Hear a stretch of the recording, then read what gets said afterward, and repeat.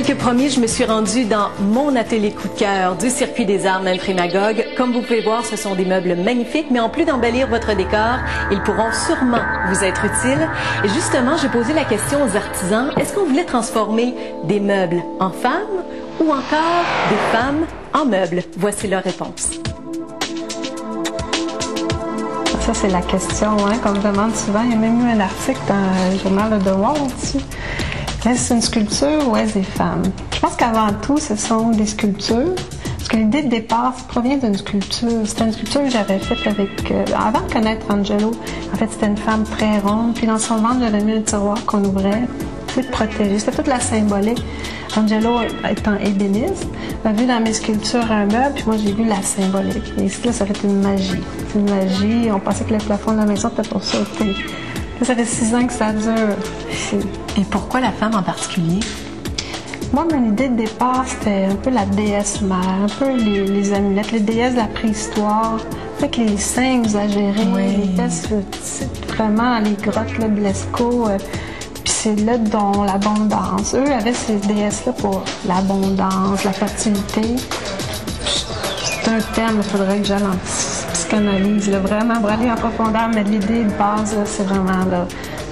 C'est la terre-mère, le don, l'abondance. Tantôt, parce que là, on est en plein dans le Circuit des Arts Memphremagog, et tantôt, je parlais avec un visiteur qui était ici pour acheter une de vos œuvres, et il vous comparait à Dali ou encore à Botero. Ça vous fait quoi de savoir ça? C'était un honneur, mais comme je vous disais, l'idée vient plus un peu de l'art amérindien, mais c'est tout à fait. Dali a fait des meubles en bronze avec des femmes au tiroir, puis Botero, on l'adore. Je crois qu'il y a une influence aussi. C'est un genre d'amalgame de tout ça. Et quand on décide de créer des pièces comme celles qu'on peut voir, ça peut prendre combien d'heures de travail avant que ça soit complété? C'est des heures. C'est sûr c'est rare qu'on fait une pièce, une après l'autre. Comme on a une pièce ici, là, c'est 4 meubles, une par-dessus l'autre. On a passé tout l'hiver à la faire au travers de d'autres pièces. Mais c'est plusieurs semaines pour une pièce. Les gens attendent... c'est sûr que là, ça va bien, notre carnet de commandes est rempli. Les gens attendent 8 mois présentement pour une pièce. 8 mois? Mais il y a une dame de Toronto, super gentille. Elle voulait une grosse nue, toute en aluminium pour l'extérieur, puis elle a attendu 2 ans. C'était bien aimable. Mais en moyenne, c'est plus 8 mois. Donc, les gens viennent ici, vous avez un carnet de vos œuvres, j'imagine. On choisit ce qu'on veut ou on peut passer une commande? Bien, c'est ça, on laisse 50-50. 50% aux gens peuvent à partir des œuvres qu'on a faites antérieurement, dire j'aimerais mieux le mouvement plus à gauche, telle couleur, la dimension, d'autres 50% pour nous pour créer, toujours avoir les pièces unies. Et les gens qui viennent, soit les visiteurs ou encore les acheteurs, qu'est-ce qu'ils disent de vos œuvres? Ils sont souvent, probablement, sont venus ici, sont un peu perdus. Puis, vous allez comprendre. Ah oui. Puis suite à ça, ils sont très émus. Je le souhaite qu'ils ne soient pas déçus d'avoir fait tout ce petit détour-là. Oh non, ça vaut la peine. Puis ils viennent ici, puis ils sont touchés, ils sont surpris. Ah oui? Oui. Surtout là, on s'est aménagé un espace qui les met encore plus en valeur. Ça nous permet de mettre des pièces de plus grand volume, de plus grande dimension. Non, je pense que la plupart des gens, là, je dirais que les gens partent avec le sourire au visage, puis le cœur gonflé. Parce qu'il faut dire que les gens qui vont se déplacer durant le Circuit des Arts viennent justement chez Nathalie et Angelo. Donc, on est chez vous et les œuvres sont exposées dans la maison et on se promène et on peut choisir justement les œuvres qui nous conviennent, puis on repart avec notre œuvre d'art sous le bras. Oui. C'est vraiment fantastique. Et on en voit également à l'extérieur parce que vous ne faites pas seulement des meubles, vous faites également des sculptures. Ce qui arrive, c'est l'idée de départ. Angelo est ébéniste, mais depuis quelques années, il s'intéresse au métal à 150%. Qu'on crée ces œuvres-là tout en aluminium pour l'extérieur.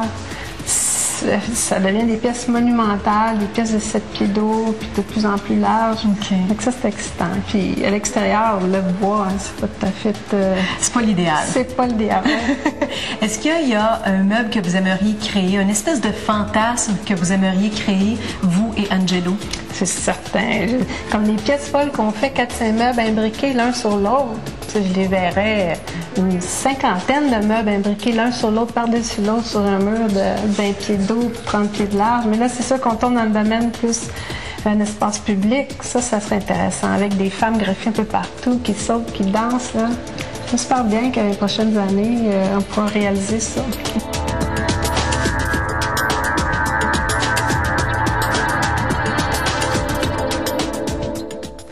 Ça, M. Dufour, ce qu'on vient de voir, ça, c'est une belle vitrine pour les artistes. Oui, très belle vitrine. Et les gens qui se déplacent comme ça et qui vont chez les artistes, parce que ce sont les artistes, rappelons-le, qui ouvrent les portes de leurs ateliers, qu'est-ce que les visiteurs en disent? Mais je pense que les visiteurs, ce qu'ils apprécient, c'est la rencontre avec l'artiste, très souvent. C'est vraiment le dialogue qui se produit entre les deux. Il y a des contacts, des fois, c'est assez surprenant. Les gens arrivent un peu, ils savent pas vraiment à quoi s'attendre. C'est des visiteurs, ils connaissent pas vraiment qui vous êtes, qui est le produit. Ils sont surpris de voir souvent le travail qui existe, qui est en arrière de ça aussi. Ils sont surpris de voir les ateliers. Oui.